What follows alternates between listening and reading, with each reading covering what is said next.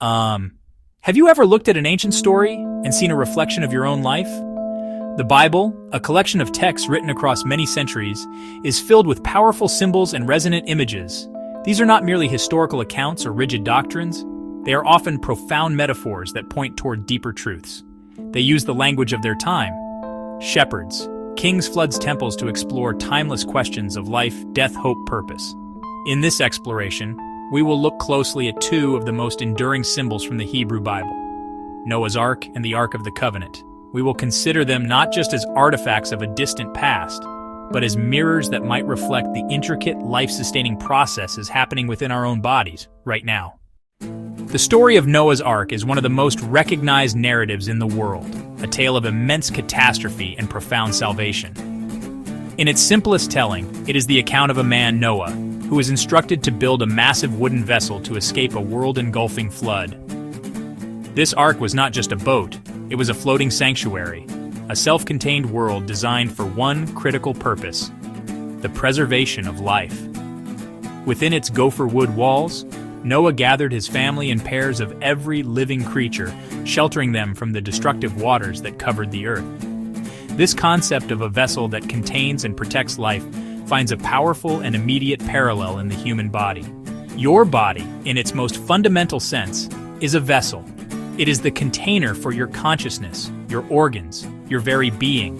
Its outer layer, the skin, acts much like the hull of the ark, creating a crucial boundary between the organized living world within you and the unpredictable environment outside. This vessel is not static. It is a dynamic living system. The defining feature of the Noah story is water. The flood is an overwhelming destructive force, a chaotic sea that represents the dissolution of the old world. Yet, it is this very same water upon which the ark floats, the medium that bears the vessel of salvation to its final destination. Water holds a dual nature. It is both the threat and the medium of survival. This duality is mirrored within the human body. Our bodies are aquatic environments. Composed of approximately 60% water, we are beings of fluid. This internal sea is not a threat, but the absolute precondition for our existence. Without it, the chemistry of life would be impossible. This internal ocean is most dynamically represented by our blood. Blood is primarily water, plasma tilde 92% water, but it is profoundly alive, teeming with cells and vital substances. It flows through our bodies in a closed circulatory system. Moving from the story of the flood, the Bible presents us with another very different ark, the Ark of the Covenant. This was not a massive vessel built to save life from water, but a small, exquisitely crafted chest, overlaid with pure gold. According to the biblical account, its purpose was to hold the most sacred objects of the Israelite faith. The stone tablets inscribed with the 10 Commandments. The Ark of the Covenant was therefore not a container for physical life in the way Noah's Ark was. Instead, it was a vessel for something intangible, yet profoundly powerful. A sacred agreement, a law, a symbol of God's presence among the people. It was the heart of their community and their faith. The significance of this ark was so immense that it was treated with the utmost reverence and fear. It was housed in the holiest part of the tabernacle, later the temple in Jerusalem, the space known as the Holy of Holies. Only the high priest was permitted to enter its presence, and only on one day of the year, Yom Kippur, the Day of Atonement. The lid of the ark, known as the mercy seat. If the Ark of the Covenant was a sacred vessel carrying the essence of the divine agreement, then the red blood cell can be seen as its biological counterpart, a microscopic ark on a sacred mission.